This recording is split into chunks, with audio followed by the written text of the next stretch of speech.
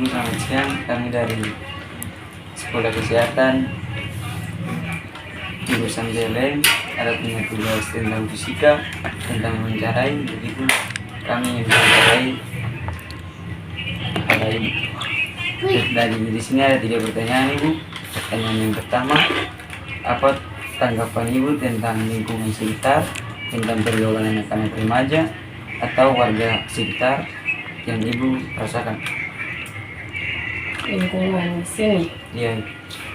Kalau tanggapan Ibu mengenai lingkungan di sini sesuai dengan perkembangan zaman, bahwasannya anak-anak sekarang itu pergaulan kurang teratur, kurang terarah seperti anak-anak di zaman dulu. Untuk lingkungan di sini, puji Tuhan sepanjang ini anak-anaknya masih bisa dididik dengan baik, masih dengar-dengaran, dan sepanjang ini lingkungan ini dalam pergaulan anak-anak masih tertata baik. Itu saja. Baik, terima kasih Ibu. Ada pertanyaan yang kedua, bagaimana pendapat atau saran Ibu ketika melihat anak-anak muda yang merokok maupun mabuk di dalam lingkungan tempat tinggal Ibu? Kalau Ibu sendiri sebagai orang tua melihat anak-anak yang masih muda lalu mencap rokok dan minum minuman keras, pasti menjadi seorang ibu yang ingin anaknya baik, pasti melarang, pasti marah dan menegur dengan baik. 1 kali ditegur, kalau masih dilakukan 2 kali ditegur, kalau masih ketiga kali ditegur harus dikasih sanksi.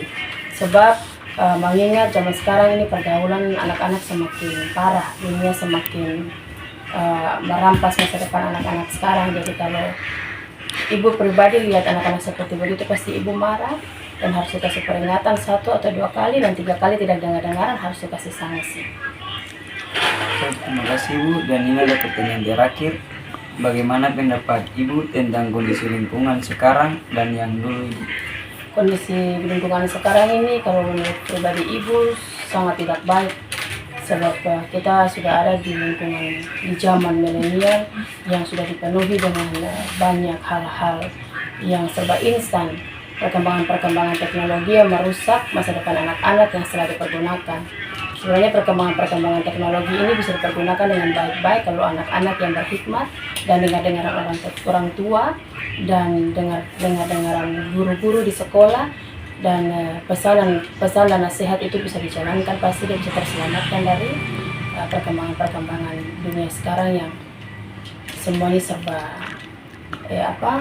instan dan serba gampang didapat. Kalau dibandingkan dengan zaman dulu itu segala sesuatu itu belum banyak seperti sekarang yang didapat. Contoh besar, misalnya mau ke rumah teman, mau sampaikan pesan buat teman, sekarang ini enak, ada WA, ada HP, WA bisa langsung chat. Tapi dulu itu mau bikin tugas di rumah teman atau mau kasih kabar buat teman, ya kalau tidak surat menyurat atau kita menempuh perjalanan untuk ke rumah teman untuk menggali informasi atau bersilaturahmi. Seperti itu contohnya. Jadi kalau perkembangan zaman dulu itu, anak-anak zaman dulu itu lebih terarah karena dulu juga belum banyak undang-undang yang mengatur, sehingga orang tua di zaman dulu juga keras akan didikan, dan didikan dulu itu tidak sama dengan didikan sekarang yang dibatasi oleh undang-undang. Makanya anak-anak sekarang itu kurang dengar-dengaran dibandingkan dengan anak-anak di zaman dulu.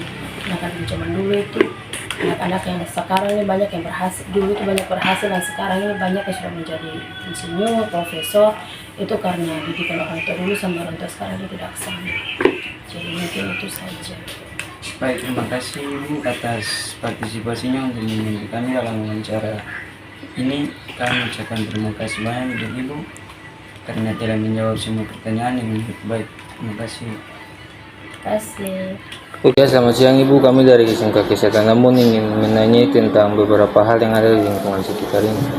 Ada beberapa pertanyaan yang ingin saya tanyakan kepada Ibu. Pertanyaan yang pertama, sudah berapa lama Ibu tinggal di lingkungan ini? Sudah dari kecil sampai sekarang ya masih di lingkungan ini. Ya, pertanyaan yang kedua, bagaimana struktur organisasi RT di lingkungan ini? Kalau di RT 005, RW 01 itu kan di dalamnya ada struktur. Untuk struktur di dalamnya ada ketua RT, Ya. ada sekretaris, ada bendahara, ada yang membawahi bidang pemuda, ada yang membawahi bidang keamanan. Kalau bidang pemuda kan ya, tapi kalau bidang keamanan itu kan melibatkan bapak-bapak polisi, tentara yang ada dalam lingkungan RT. Ya, pertanyaan yang ketiga, bagaimana sistem pemulihan ketua RT di lingkungan ini? Sistem pemilihan ketua RT itu sistem suara terbanyak. Jadi warga diundang, lalu dilakukan pemilihan, siapa yang suara terbanyak dia itu yang jadi RT. Pertanyaan yang keempat, apa saja kegiatan sosial yang ada di lingkungan? Kegiatan sosial sebenarnya banyak, tapi kalau untuk tahun 2025 ini kebetulan memang katong belum jalan sama sekali. Oke, ya pertanyaan terakhir, apa saja pemulihan di wilayah Ibu yang sudah dapat dikatakan sebagai demokrasi? Kalau pemulihan di dalam wilayah RT Beta RT ini sampai saat ini beta pikir akan paling bagus, karena kalau dulu mungkin orang bilang orang kalau untuk terlibat dalam kegiatan-kegiatan RT kan satu-satu. Ya. Tapi kalau sekarang, kalau misalnya contoh kalau kita mau kerja bakti saja pasti warga semua turun. Lalu kesadaran warga untuk lingkungan juga semakin bagus.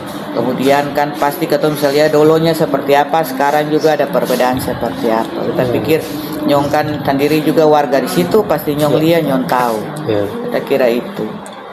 Ya, terima kasih Bu atas kesempatan yang sudah diberikan. Mungkin ini saja yang saya tanyakan. Terima kasih. Iya, sama-sama nyong.